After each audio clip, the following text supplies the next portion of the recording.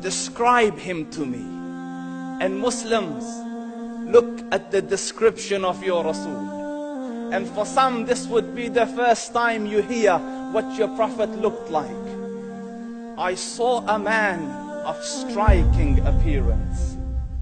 ظاهر الوضاء أبلج الوجه, radiant face, حسن الخلق, beautifully created. لم تعبه الثجلة, his belly wasn't protruding. ولم تزر به السعلة, nor was his head disproportionate and small. وسيم قسيم, proportionate and delicate, finely made, a specimen of a creation. في عينيه دعج, in his eyes there was a contrast. The dark was immensely dark, the white was excessively white. وفي أشفاره وطف, and his eyelashes were long. وفي صوته صهل, and in his voice was a natural echo. وفي عنقه سطع, and his neck was elegantly long. وفي لحيته كثاثة, his beard was full and thick. أزج أقرن, his eyebrows were arched, but they were not joined. It was separated. In summit فعليه الوقار, when he was silent, dignity covered him.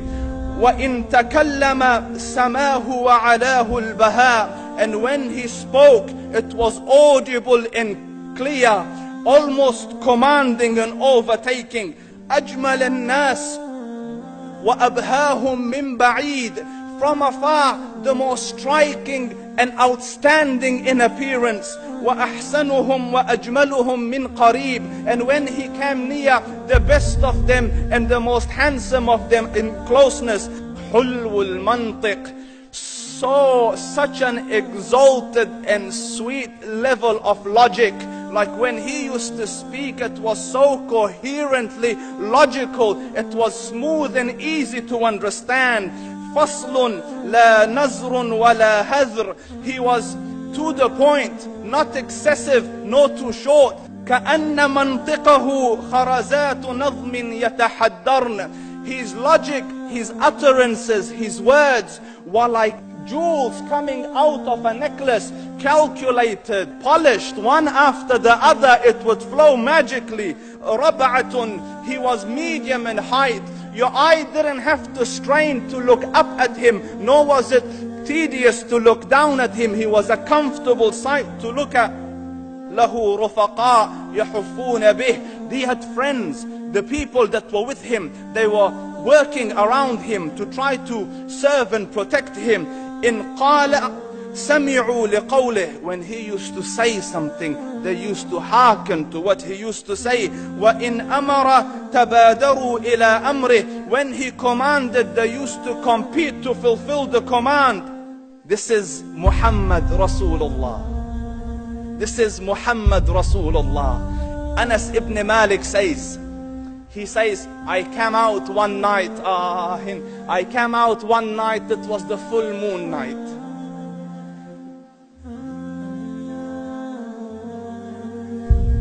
And I looked at the moon, and in the desert, understand, the moon is an awesome sight.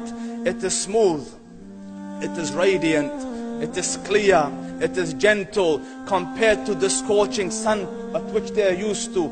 So the moon was the epitome of beauty. So he says, I came out at a full moon night and I looked at the moon and I saw it beautiful, handsome. So I said, let me go see if the moon is more handsome or my Prophet is more handsome. Let me see if that is more beautiful or the Prophet is more beautiful. So I went and I saw him standing afar.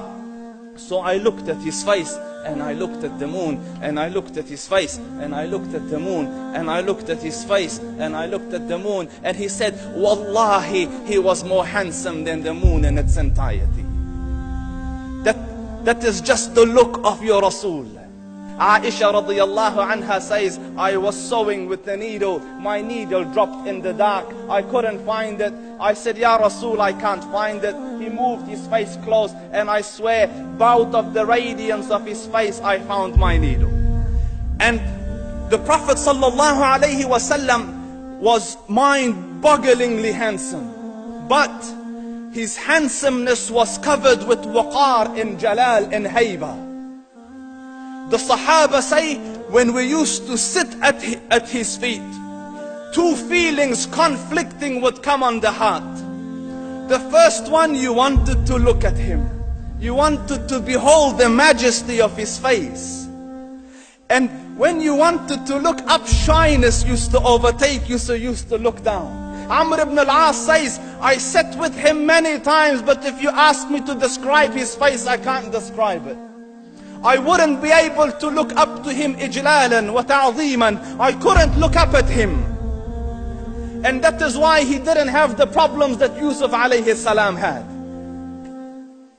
Because it was difficult to penetrate the awe and the splendor of the Rasul.